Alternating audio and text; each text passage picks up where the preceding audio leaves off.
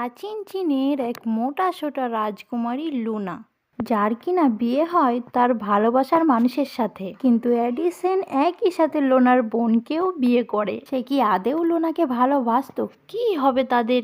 কি হবে এই মোটা রাজকুমারীর ভবিষ্যৎ? সেই নিয়েই খুব একটি মজাদার চাইনিজ মুভি আমি এক্সপ্লেন করব। তাহলে চলো শুরু করা যাক। আর শুরু করার আগে সাবস্ক্রাইব, লাইক, কমেন্ট করতে একদম ভুলো না। ড্রামার শুরুতেই আমরা রাজকুমার এডিসনের বিয়ের দৃশ্য দেখতে পাই এবং আমরা দেখতে পাই রাজকুমার এডিসনের সাথে দুইজন মেয়ের বিয়ে হচ্ছে। একজন মোটা সোটা মেয়ে লুনা এবং অপরদিকে খুব সুন্দরী তরুণী কেলি।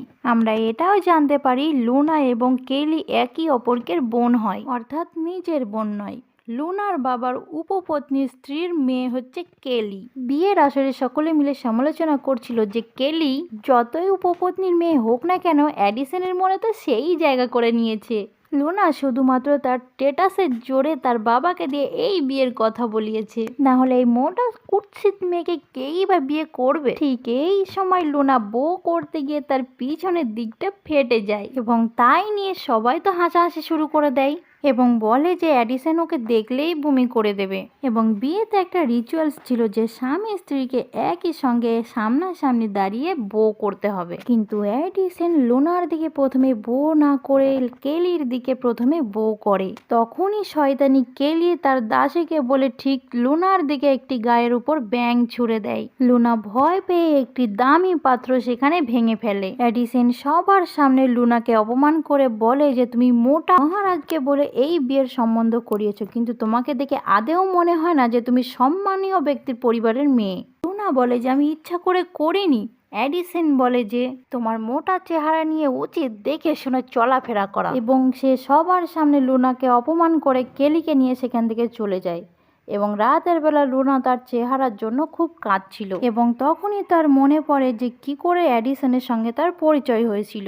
সে এডিসনকে একটি বিষক্রিয়ার হাত থেকে বাঁচিয়েছিল, কিন্তু তখন বিষক্রিয়ার কারণে এডিসনের চোখে কিছু ইনফেকশন হয়েছিল, যার কারণে তার চোখে পট্টি বাঁধা ছিল এবং তখন লুনাকে সে দেখতে পায়নি। লুনা তার প্রাণ বাঁচিয়েছিল বলে এডিসন তাকে বিয়ে করবে বলে কথা দেয়, কিন্তু লুনা তখন বলেছিল যে আমি দেখতে ভালো না, আমি মোটা। কিন্তু এডিসন তাকে তখন বলেছিল যে তার সৌন্দর্য তার চেহারাই না, তার মনে। তুমি দেখতে যেমনই হও না কেন আমি তোমাকে ভালোবাসবো। এবং এডিসন লুনাকে একটি স্মারক দিয়েছিল যাতে সে পরে চিনতে পারবে যে এই মেয়েটি সেই কিনা। কিন্তু সেই প্রমিসটা এডিসন অবভিয়াসলি রাখেনি। লুনাকে বিয়ে করেছে ঠিকই, কিন্তু তাকে কোনো সম্মান দেয়নি। এবং অন্যদিকে আমরা দেখতে পাই এডিসন এবং কেলিকে তাদের ফুলসজ্জায় একসাথে।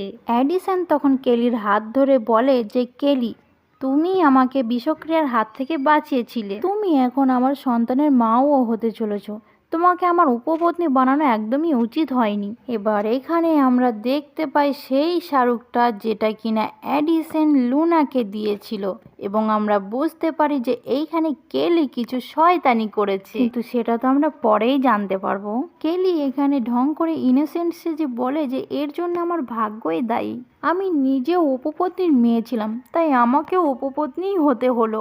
জানি না আমার যে সন্তান আসতে চলেছে তার ভাগ্যে কি আছে। এডিসন বলে তুমি চিন্তা করো না, আমাদের সন্তান জন্মানোর আগেই আমি তোমাকে প্রধান পত্নীর স্থান দেব। লুনা মরুক কি বাঁচুক তাতে আমার কিচ্ছু যায় আসে না। এবং অন্যদিকে আমরা দেখতে পাই যে লুনার ঘরে অলরেডি একটা লোক প্রবেশ করে এবং সে লুনাকে ফিজিক্যালি অ্যাসল্ট করার চেষ্টা করে, এবং এটা লুনাকে দুশ্চরিত্র প্রমাণ করার জন্য শয়তানি কেলিরই একটা প্ল্যান ছিল। এডিসন খবর পেয়ে লুনার ঘরে আসতেই লোকটি বলে যে লুনাই আমাকে এই সমস্ত কিছু করতে বলেছে, লুনা আমাকে জোর করেছে, আমি ভয় পেয়ে এই সমস্ত কিছু করেছি। লুনা তখন বলে যে আমি এই সমস্ত কিছু করিনি, ও আমাকে এখানে অ্যাসল্ট করতে এসেছিল। কেলি তখন বলে যে দিদি, আমি শুনেছিলাম বাবার বাড়িতে থাকতেও তুমি এই সমস্ত কাজ ছেলেদের দিয়ে করাতে, তাহলে কি সেটাই সত্যি? লুনা বলে যে না, তা কখনোই না।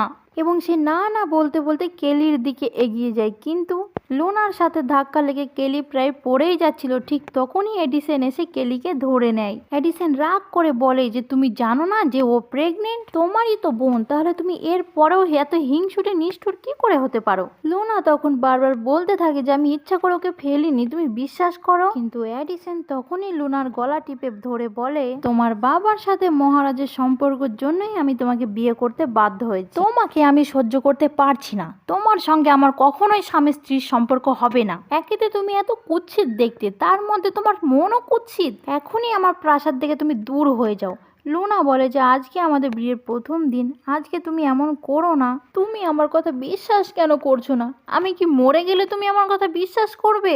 এই বলে লুনা সেখানে সামনে থাকা একটি থামে খুব জোরে জোরে মাথা ঠুকতে থাকে এবং মাথা ঠুকতে ঠুকতে লুনা সেখানেই মারা যায়। এবার আমরা 2025 সালে ফিরে আসি এবং ফিট অ্যান্ড স্লিম লুনাকে দেখতে পাই, যে কিনা এতক্ষণ এই গল্পটা একটা অডিও স্টোরি আকারে শুনছিল, যেটা কিনা এখন তোমরা শুনছো। এবং লুনা বর্তমানে একজন ইন্টারনেট ফেমাস সায়েন্টিস্ট। লুনা ভাবে যে লুনার সাথে যেটা হয়েছে অতীতে সেটা খুবই অন্যায়, আর রাজকুমারী বা কেমন, কোনটা সত্যি কোনটা মিথ্যে সেটা বোঝারও ক্ষমতা নেই। এবং তখনই লুনা ট্রেডমিল থেকে পড়ে যায় এবং সময় পিছিয়ে যায় এবং মডার্ন লুনার আত্মা অতীতে সেই মোটা সোটা লুনার দেহে প্রবেশ করে। সে অজ্ঞান অবস্থা থেকে উঠেই তো সে অবাক হয়ে যায় এবং বলে যে আমি এখন কোথায়, এবং সে বুঝতে পারে যে সে টাইম ট্রাভেল করে অতীতে চলে এসেছে।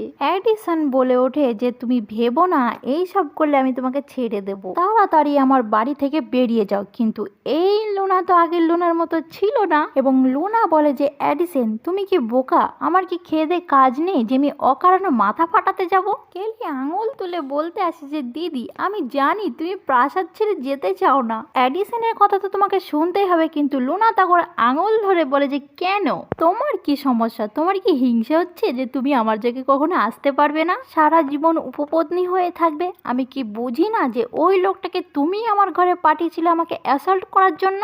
এডিসন বলে যে লুনা কি বলছো তুমি?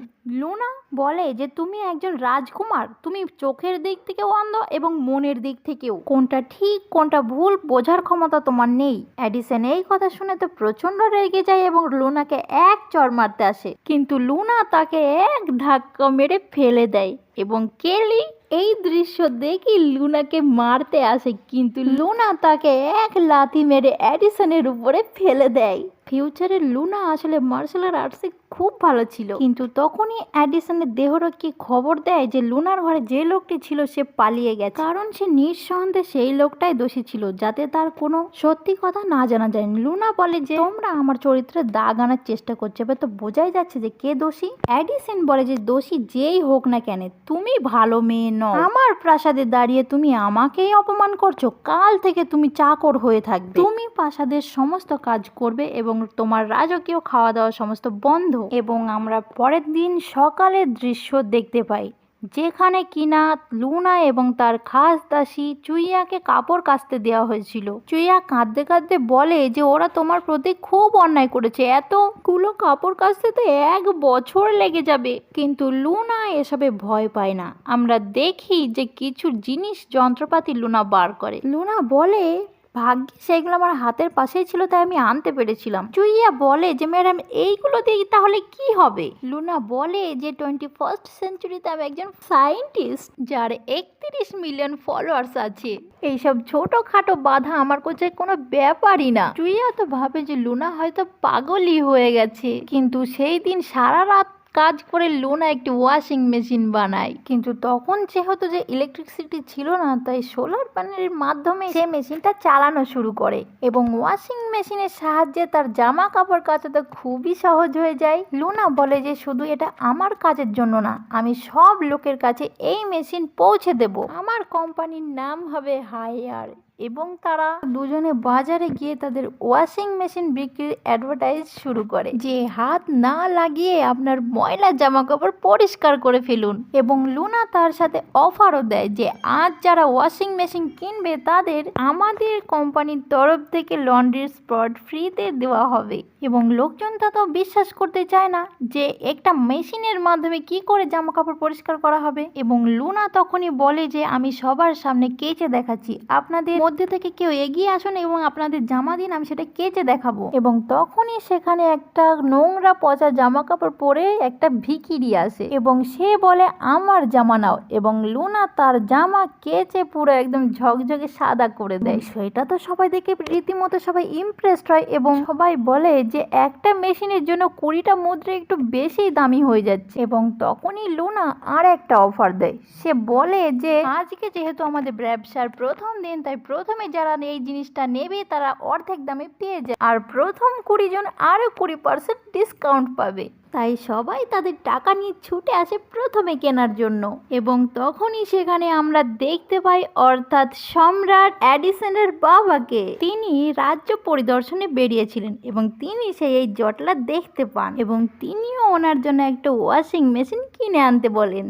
এবার আমরা এখানে রাজপ্রাসাদের দৃশ্য দেখতে পাই। মহারানী এবং অন্যান্যরা এই মেশিন দেখে খুবই অবাক হয়। মহারানী বলে যে এই মেশিন যদি থাকে তাহলে তো ভবিষ্যতে আমাদের বেশি চাকর বাকরের আর দরকার পড়বে না। এবং তখনই সেখানে এডিসন হাজির হয়। মহারাজ বলেন যে 2 মাস পরেই তোমার মায়ের জন্মদিন, অর্থাৎ তোমার 2 স্ত্রীকে নিয়ে তুমি রাজপ্রাসাদে এসো। মহারানী বলে যে হ্যাঁ, অবশ্যই তুমি লুনাকে নিয়ে এসো, আমার লুনার সাথে দেখা করার খুবই আগ্রহী। এত সুন্দর একটি মেশিন বানিয়েছে, খুবই প্রশংসনীয় ব্যাপার। এবং প্রাসাদ থেকে ফিরে গিয়ে এডিসন লুনার কাছে আসে এবং লুনা এডিসন এবং কেলিকে ঝাড়ু মেরে সেখান থেকে তাড়িয়ে দেয়। এডিসন বলে যে লুনা তুমি কিন্তু বেশি বাড়াবাড়ি করছো। লুনা বলে যে ঠিক বলেছো, ঝাড়ুটা একটু বাড়াবাড়ি, আমার কাছে এর থেকেও ভালো ভালো অস্ত্র আছে, চুইয়া এক্ষুনি নিয়ে এসো। চুইয়া তাদের উপর গোবর ধোয়ায় 1 বালতি জল তাদের উপরে ছিটিয়ে দেয়, যেটা কিনা সেই লুনার শয়তান দাসীর গায়ে পড়ে। এডিসন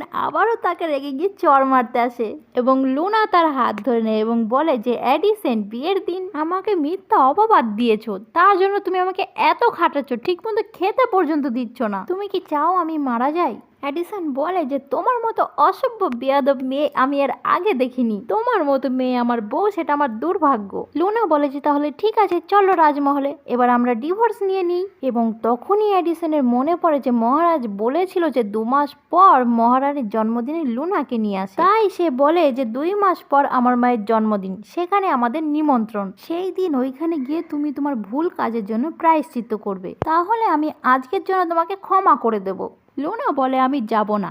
এডিসন বলে যে এত বাড়াবাড়ি কিন্তু ভালো না। এডিসন বলে তোমার মুখটা কখনো আয়নায় দেখেছো? লুনা তো তখন তাকে বলে যে তোমার শুধু মুখটাই আছে, মস্তিষ্কের মধ্যে কিচ্ছু নেই। কেলি তখন এডিসনকে এসে বলে যে রাজকুমার, আমার বোন অনুষ্ঠানে যেতে চায় না, কারণ আমার বোন ভয় পাচ্ছে যে আগের দিনের মতো তাকে নিয়ে তার ওই চেহারা নিয়ে সবাই মজা করবে। এডিসন বলে যে ঠিকই বলেছো, 2 মাস পর তুমিই আমার সঙ্গে অনুষ্ঠানে যাবে। যতই তুমি আমার রূপপত্নী হও না কেন, ওর চেয়ে রূপে গুণে 100 গুণ ভালো। কিন্তু তারপরেই রাজমহল থেকে বার্তা আসে যে অনুষ্ঠানে সবাইকে নিয়ে যেতে হবে, ফলে তারা লুনাকে নিয়ে যেতে বাধ্য হয়। কেলি তখন লুনাকে বলে যে তুমি যতই সাজগোজ করো না কেন, আমার তুলনায় তুমি কিছুই না। এবং লুনা বলে যে আমি মোটা তো কি হয়েছে, আমি মোটা বলেই তোকে ধাক্কা মেরে ফেলে দিতে পারি। এবং সে কেলিকে ধাক্কা মেরে ফেলে দিয়ে তার উপরে বসে পড়ে। এই সব বডি স্লিং নিয়ে লুনা তো খুব রেগে গেছিল, কিন্তু চুইয়া তাকে বলে যে ম্যাডাম আপনি রাগ করবেন না, আপনি মোটা নন, আপনি তো গোলু মোলু। এবং লুনা ঠিক করে যে এই সমস্ত আর সহ্য করা যাবে না, সে ওজন কমিয়েই ছাড়বে এবং অনুষ্ঠানে সবাইকে চমকে দেবে। কিন্তু চুইয়া বলে যে 2 মাসে কি আর এত ওজন কমানো সম্ভব, তার চেয়ে ভালো আপনি খাওয়া দাওয়াতেই মন দিন। কিন্তু লুনা তা শোনে না, সে রেগুলার এক্সারসাইজ করতে থাকে, খাবার ও কন্ট্রোল করে এবং রোগা হওয়ার জন্য ও গ্রিন টিও খায়। এইবার আমরা 2 মাস পরের দৃশ্য দেখতে পাই। আমরা লুনাকে দেখতে পাই যে তার নতুন অবতারে তাকে তো চেনাই যাচ্ছিল না। ওদিকে কেলিও তো খুব সুন্দর ড্রেস পরে সেজেছিল। এদিকে এডিসন আর কেলি ঘোড়ার গাড়ির সামনে রাজমহলে যাওয়ার জন্য অপেক্ষা করছিল। লুনা তখনও আসেনি, কিন্তু কেলি তখনই বলে যে আমার বোন যা মোটা, ঘোড়ার গাড়ি গিয়ে তাকে টানতে পারবে, চলুন আমরাই আগে চলে যাই। এবং তারা লুনাকে ছেড়ে রাজমহলে চলে যায়। রাজমহলে গেলে মহারাজ এডিসনকে জিজ্ঞাসা করে যে তোমার সাথে একজন কেন, লোনা কোথায়? এডিসন বলে যে ওরা এখনো অন্য গাড়িতে করে রাস্তায় আসছে এবং অন্য লোকজনেরা তো বলে ওঠে লোনা যে গাড়িতে করে আসছে সেই গাড়িটাই না ভেঙে যায়। মহারানী তখন একটু অসন্তুষ্ট হন, তিনি বলেন লোনা আমার অনুষ্ঠানে কেন সময় মতো আসবে না? আশেপাশে সবাই বলে ওঠে যে কেলি উপপত্নী হলেও তার স্বভাব ভালো। একজন বলে যে হ্যাঁ, বাড়িতে নাকি কেলিরই কদর বেশি এবং তখনই সেখানে প্রবেশ করে আমাদের রাজকুমারী লুনা।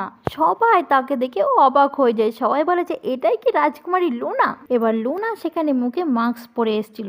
লুনা দেরি করে আসার জন্য মহারানীর কাছে সে ক্ষমা চায়, কিন্তু কেলি তখনই ঝাঁপিয়ে পড়ে আর বলে তুমি তো লুনা নও।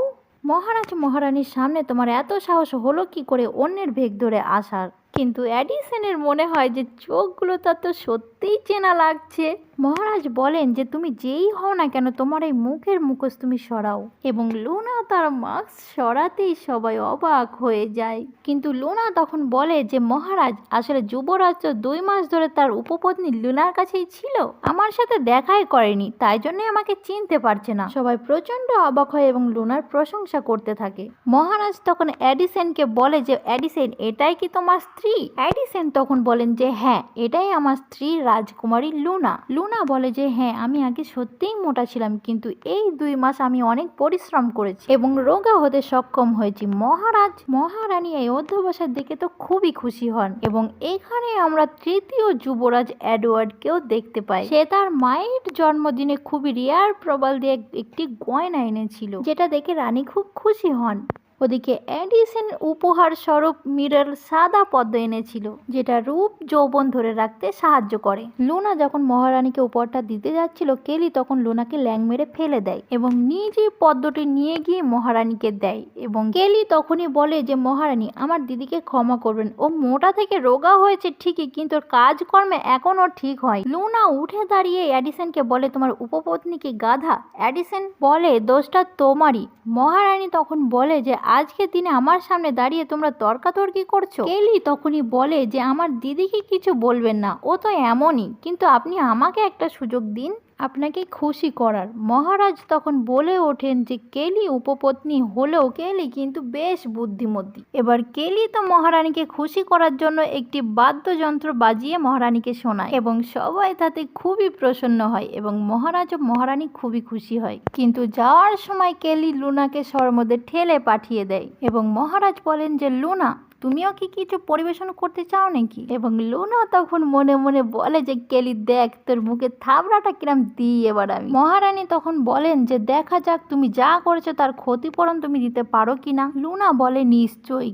কেলি মনে মনে ভাবে যে ওজন কমিয়েছে তো কি হয়েছে, ওর তো কোনো ট্যালেন্টই নেই। তখনই চুইয়া সেখানে লুনার ট্যাবলেট এবং অন্যান্য ইনস্ট্রুমেন্ট নিয়ে চলে আসে এবং লুনা অ্যালেক্সের মাধ্যমে গান চালিয়ে দারুণ একটা পারফরমেন্স দেয়। এইরকম পারফরমেন্স সবাই উপস্থিত আজ অব্দি কেউ দেখেনি, এমনকি তার কালা চশমা পরে রক সং গেয়ে পুরো সবাইকে মাতিয়ে দেয়। মহারানী এবং অন্যরা তো দেখে ভীষণ খুশি হয়।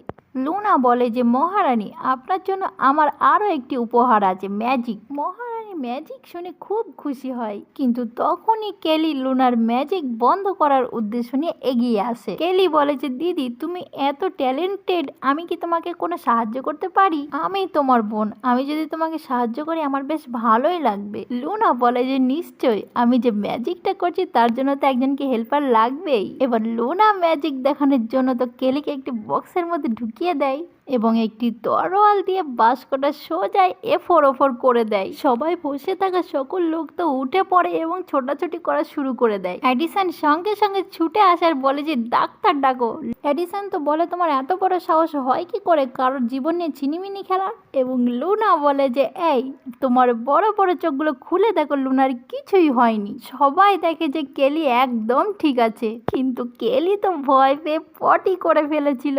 এডিসন বলে যে তুমি জানো কেলি প্রেগনেন্ট, তারপরও তুমি ওকে ভয় দেখালে কেন? লুনা বলে যে আমি তোকে ডাকতে চাইনি, ও নিজে থেকে আমাকে সাহায্য করবে বলে এলো, কিন্তু এতে আমার কি দোষ? লুনা মহারাজ এবং মহারানীকে বলে যে আমার পারফরমেন্স এবার শেষ হয়েছে, এই পারফরমেন্সের নিরিখে আপনারা আমাকে আগের ভুলগুলির জন্য ক্ষমা করে দেবেন। মহারাজ এবং মহারানী সভায় থাকা সকল সদস্যরা তো লুনার তো জয় জয়কার করতে থাকে, ওদিকে কেলি তো হিংসায় জ্বলে পুড়ে যাচ্ছিল। লুনার এই অনুষ্ঠানে মহারাজ খুশি হয়ে তাকে পুরস্কৃতও করে। লুনা বলে যে মহারানীর জন্য আমার এখন একটা উপহার দেওয়া বাকি আছে, মহারানীর জন্মদিনে সেরা উপহার, এবং সে সবাইকে বাইরে নিয়ে আসে যেখানে অনেকগুলি বাজি রাখা ছিল। মহারাজ বলেন যে এগুলো কি? লুনা বলে যে এগুলো আমরা মহারানীর জন্য হেভেন থেকে ব্লেসিংস আনাবো।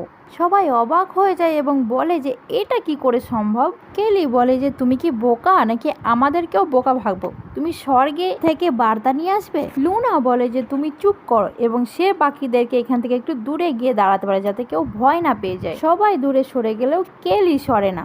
লুনা বলে যে তুমি সরো, একবার তো ভয়ে টয়লেট করে ফেলেছিলে, আবারও কি তুমি তাই করতে চাও নাকি? কেলি বলে যে তোমার এই ঢপের চপ সব বন্ধ করো, আমিও এখানে দাঁড়িয়ে দেখবো যে তুমি কি করতে পারো। এবার লুনা বাজির মাথায় আগুন লাগিয়ে সরে যায়, কিন্তু কিছুই হয় না। লুনা ভাবছিল যে বাড়িতে যে সবকিছু ঠিকঠাক ছিল, কিন্তু এখন আবার কি হলো। কিন্তু তখনই কেলি এসে সেই বাজিটাকে ধরে নাড়া দেয় এবং বলে যে তোমার দম তো দেখাই গেল। কিন্তু ঠিক সঙ্গে সঙ্গে তখনই বাজিগুলো সব ফাটতে শুরু করে। কেলি তো চোখে মুখে কালি নিয়ে পড়ে যায়। অন্যদিকে বাকিরা আকাশে এই বাজি দেখে তো অনেক খুশি হয় এবং সবাই মহারানীকে জন্মদিনে শুভেচ্ছা জানায়, এবং মহারাজ এতই খুশি হন তারা বলেন আমরাও চেষ্টা করব জ্বালানোর, এবং তারা খুব আনন্দ করে বাজি ফাটায়। এডিসন ভাবে যে সত্যি লুনা রিসেন্টলি আগে থেকে অনেকটাই বদলে গেছে। মহারাজ বলে যে আচ্ছা এই জিনিসগুলোর প্রয়োজনীয় বা উদ্দেশ্য কি? লুনা বলে যে এগুলো শুধু বিনোদন না, যুদ্ধক্ষেত্রে সিগন্যাল হিসেবে এগুলো ব্যবহার করা যাবে। তাছাড়া এমনও বোমা বানানো যায় যে পাহাড় তলিয়ে দেওয়ারও ক্ষমতা থাকে, তাই অনেক ক্ষেত্রে এগুলো কাজে লাগানো যাবে। এবং লুনা মহারাজকে বাজি বানানোর পদ্ধতিও বলে দেয়। মহারাজ বলে যে হ্যাঁ এটা তো সত্যি খুবই কাজের, এটা নিয়ে তুমি আমার সাথে পরে কথা বলবে। এবং তখনই হঠাৎ একজন দাসী ছুটতে ছুটতে আসে এবং বলে মহারানী, রাজকুমারী লিয়া আপনার জন্মদিনে এইখানেই আসছিলেন, কিন্তু উনি পা পিছলে পড়ে গেছেন এবং লিয়া প্রেগনেন্ট ছিল, তার জন্য তার অবস্থা খুবই ক্রিটিক্যাল হয়ে পড়েছিল। কেলি সঙ্গে সঙ্গে বলে যে আমি জানি যে এরকম অবস্থায় কি করতে হয়, তার জন্য সেও সেখানে যায়। এবং লুনার মনে পড়ে সে তো গল্পটা শুনেছিল এবং সে গল্পে শুনেছিল কেলির দোষেই রাজকুমারী লিয়ার মৃত্যু হবে, তার জন্য সেও রাজমহলের দিকে রওনা দেয়। তখন চিকিৎসকরা সবাই উপরে হাত তুলে নিয়েছিল, কারোর কিছু করার ক্ষমতা ছিল না। মহারানী কেলিকে বলে যে তুমি একটা উপায় জানো কেলি, সেটা কি? এক্ষুনি এটাই অ্যাপ্লাই করো। কেলি বলে যে আমি এটা একজন দাইমাকে করতে দেখেছিলাম, আমি সেটা চেষ্টা করব, এবং সে প্রিন্সেসের কাছে গিয়ে ডেলিভারিতে সাহায্য করে। আসলে বাচ্চাটির পজিশন ঘুরে গিয়েছিল। কেলি বুঝতে পারে যে এতে লিয়া মারা যেতে পারে, তবুও সে তার পেটে চাপ দিতে থাকে, এবং তখনই সেখানে লুনা আসে এবং বলে যে কেলিকে এক্ষুনি ওখান থেকে সরে যেতে বলুন। এডিসন বলে যে লুনা, কেলি এখানে চেষ্টা করছে, তুমি নাক গলিও না। লুনা বলে যে কেলি যা করছে, বাচ্চাটা বেঁচে গেলেও কিন্তু রাজকুমারী বাঁচবে না। আমার কথা যদি তোমাদের বিশ্বাস না হয় তাহলে এক্ষুনি রাজ চিকিৎসককে বলে দেখো যে লিয়ার পালস চেক করতে, তাহলেই বোঝা যাবে। রাজ চিকিৎসক এখানে লিয়ার পালস চেক করে দেখে। রাজ চিকিৎসক বলে যে রাজকুমারীর পালস ব্লক হয়ে গেছে, বেশিক্ষণ যদি এইভাবে চলতে থাকে তাহলে রাজকুমারী মারা যাবে। এবং তখনই সঙ্গে সঙ্গে মহারানী হুকুম করে যে এক্ষুনি কেলিকে ওখান থেকে সরাও, আমার মেয়ের আশেপাশেও যেন ওইখানে আমি না দেখতে পাই। লুনা বলে যে আমাদের এক্ষুনি অপারেশন করতে হবে, লিয়ার পেট কেটে বাচ্চাটাকে বার করতে হবে, অর্থাৎ সি সেকশন। কিন্তু তখন এই ব্যাপারে কেউই জানতো না। রাজ চিকিৎসক বলে এইভাবে তো ঘোড়াদের বাচ্চা হয়। এডিসন তখন সঙ্গে সঙ্গে বলে যে লুনা, তোমার এত বড় সাহস হয় কি করে এসব উল্টো পাল্টা কথা বলার? কিন্তু লুনা তখন তার কথায় কোনো কান দেয় না, এবং রাজকুমারের প্রাণ খুব বিপদে। বেশি দেরি হলে মা বা বাচ্চা কাউকেই বাঁচানো যাবে না, আপনারা আমাকে অনুমতি দিন। লুনা বলে যে পাশের একটি ঘর ভালো করে স্যানিটাইজ করে ক্লিন করে লিয়াকে ওইখানেই শিফট করা হোক। মহারানী লুনার হাত ধরে বলে যে আমাদের একটাই মেয়ে, তুমি যে করেই হোক আমার মেয়েকে বাঁচাও। লুনা বলে যে রাজকুমারীর প্রাণ যদি আমি বাঁচাতে না পারি তাহলে আমি আমার নিজের প্রাণ দিয়ে দেব। এই বলে লুনা তার অপারেশন থিয়েটারের দিকে রওনা দেয়। লুনা কি রাজকুমারী লিয়াকে বাঁচাতে পারবে নাকি তার আগেই তাকে মৃত্যুদণ্ড দেওয়া হবে? এই পার্টটি দেখতে হলে তাড়াতাড়ি সাবস্ক্রাইব, কমেন্ট এবং শেয়ার করুন। Thank you for watching.